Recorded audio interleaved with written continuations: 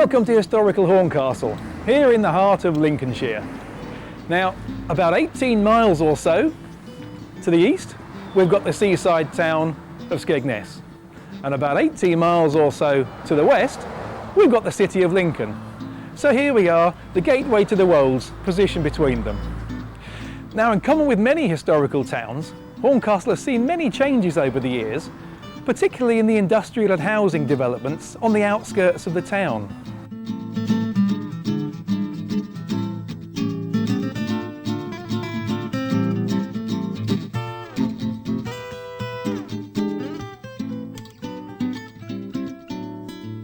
But fortunately, the centre of Horncastle hasn't changed very much over the past 200 years. Let me give you a brief tour of the town. On the 17th of September 1802, Horncastle navigation was officially opened. The final 11 miles of canal linking the centre of Horncastle through to the River Witham. Now, the day was declared a public holiday. 2,000 people lined the banks here, waved flags and cheered the arrival of the first vessel. And in typically British fashion, the band played Rule Britannia.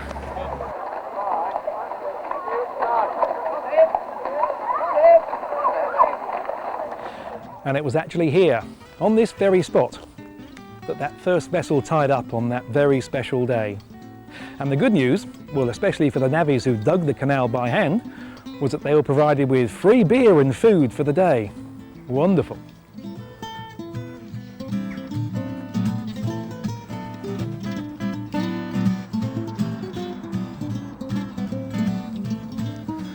But alas, by 1889, it was all over. The railway had arrived, the canal company had gone out of business. But the canal made Horncastle. It brought trade into the town and much needed prosperity. And many of the buildings that you'll see around the town are really a product from that bygone age.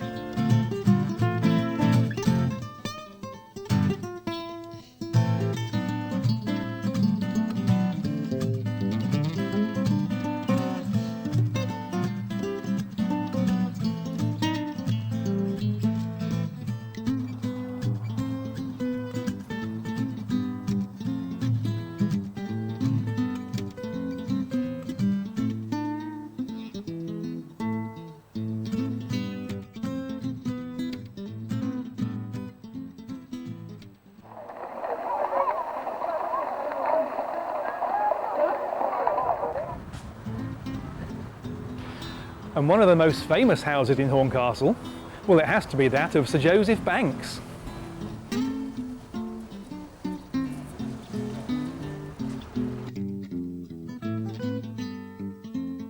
This is indeed the townhouse of Sir Joseph Banks.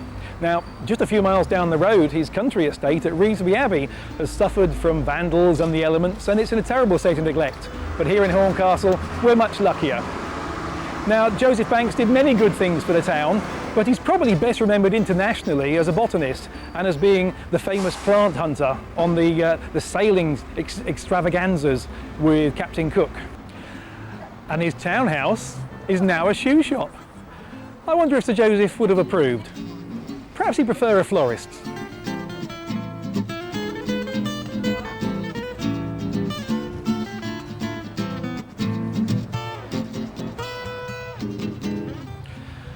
Of course, it's not always possible to preserve everything from a bygone age, but here in Horncastle, the Civic Society have already started and they've made good progress to do so. Indeed, for the millennium, the Civic Society produced a lovely booklet charting the history of 2,000 years of Horncastle. And when I spoke with the chairman of the society, Peter Harness, he had this to say about the project. Peter, the Millennium book makes very interesting reading. Can you tell me a little about the background to the project? Yes, it began early in 1999 when I met up with a local architect at Lincoln who specialised in reconstruction drawings for Lincoln and the surrounding area. I asked him if he'd do some for Horncastle. He said he would. I expected possibly one or two. In fact, did 22 drawings, and it started from the very earliest prehistory times, going through to the Roman occupation of Horncastle, the Norman conquest, and going through the medieval and finally finishing with the Industrial Revolution. Now, these drawings were just a starting point, but the Civic Society teamed up with a local newspaper, and Karen Parsons, who is a reporter for that paper, helped us to edit a book. With the help of the people of Horncastle, we collected a lot of material and we put it together in a fashion that we hope we'd get funding for. We were very fortunate we got the full amount of that funding, and that did enable us to go forward to a local printer. And the local printer compiled the book and made a splendid job of it. And the book that we've got today was finally out and available in the shops for December 1999. Peter, now I'd like to turn to the Society's new project, Memories of Horncastle. That sounds even more ambitious. Well, it is. Now, the two main aspects of the Horncastle Civic Society have been to promote the interests of the town and to archive some of its memories. Now, in order to do the archiving, what we did, we went to local newspapers and asked the readers of those local newspapers to provide us with their memories, with their photographs and with their cines. We got a wealth of material back. Now, most of this material went back from the Second World War through to the 1960s and the Great Flood of Horncastle. It saw the changes in education and it saw the changes in the town centre and through the industrial areas. Now, these changes have all been put in by people because they're important to them. And what we have is a sort of history that is different to normal local history because it is about the people and its town in recent times. What we have here is a start of a very interesting project, and we consider that this can be best put over in the form of a video. Now, these memories are going to be there for local people, and I'm sure it's going to create great interest within the town. However, as with any such project of this, funding is crucial. We've already had a commitment from many local businesses to take part in this project. However, it's never going to be enough and we must go external for our funding. So perhaps at this point, Ash, you would go and talk to some of the people who have been involved in the project to date. Well, now I'm off to meet local journalist and member of the Civic Society, Karen Parsons. It's funny, when you start digging into history, it's amazing what strange things turn up. For example, did you know that Rudyard Kipling's great-grandfather once lived in this very same house? So, time now for a quick word with Karen. Let's hope the bell works and that she's in. Karen, as a freelance journalist, how did you become involved with the Civic Society? Well, the Civic Society wanted to mark the millennium and approached me to work on a book to commemorate the event. We had no idea it was going to be as popular as it was.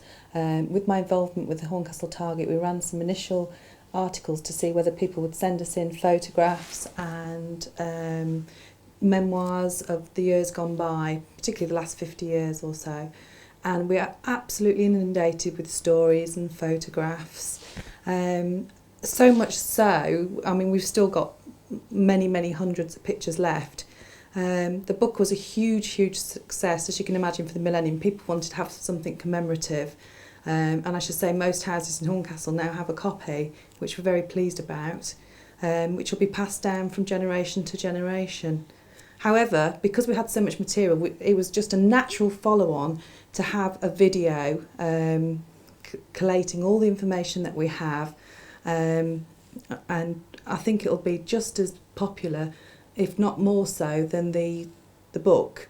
On top of that, obviously, because it's moving film, we can include some pieces of cine that have been taken over the years. And fellow Civic Society member Paul Hickson is at the process of sifting through hours and hours of the most fascinating film, and is very much worth a visit. Committee member Paul Hickson has taken on the task of sorting through the many hundreds of feet of old cine film loaned by the people of Horncastle. Some of the film is very old and needs handling and viewing with great care before we send it to a professional laboratory for a copy to be made. In many cases, the reels of film will contain more of a personal family record than anything of real local interest. Unfortunately, the laboratory will only copy a whole reel, hence the very high cost to acquire just a few precious moments. In addition to the archive film being used in the new project Memories of Horncastle, we have a number of senior citizens, some of them are in their 90s, who have agreed to be interviewed to record their stories of Horncastle. It's part of the project that concerns us most, and alas, they're not getting any younger, so we have to move very, very quickly on this. But our project doesn't stop there. For some of the material that we're collecting is going to be made available on the World Wide Web, and therefore for a much wider audience. And you really need to speak to Paul Scott for that, who is actually in the process of creating the website at the moment. Paul, I understand that you're creating a website on the subject of Memories of Horncastle. How's that coming together? Well, Ash, it's coming along very well, actually. My company's made available a web hosting package for Horncastle Civic Society. That package is provided by a company called FastHouse, who are the largest hosting company in Europe, so it's a very secure and credible package. We've gone some way to actually creating the technical part of the website, which is in essence a database that sits at the back of the website, and the scripting we'll use is something called PHP. So we're some way down the road towards that. You'll have seen from previous contributors that a lot of our content is stills and photographs, and indeed we'll be using information from the Book of Horncastle that we did as a project about 18 months ago. So we already have digital content that we can put straight into the website as a phase one, if you like. But of course we will need help to keep the site dynamic. Of course, to be effective, all websites need maintaining. So my next interview is with Janet Richardson. She's editor of our local newspaper and she's agreed to help.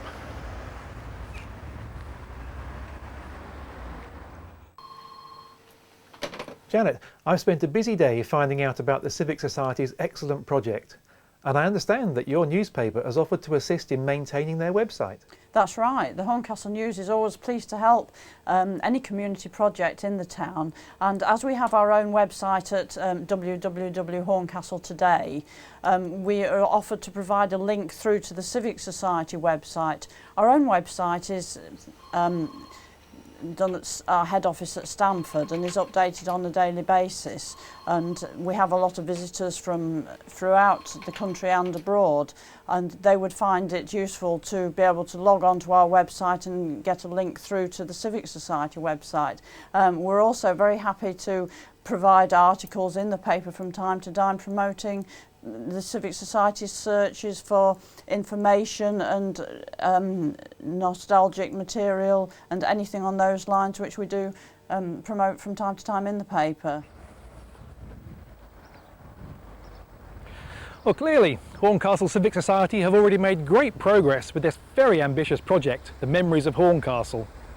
Now it's time to call in the professionals, see if we can put all the bits together. And with your help, this could be done. And then the next generation, they'll have something visible to show their children of the life and times of a bygone age. And who knows, maybe their children's children will transfer what you're watching today onto the viewing medium of their time. Wouldn't that be wonderful?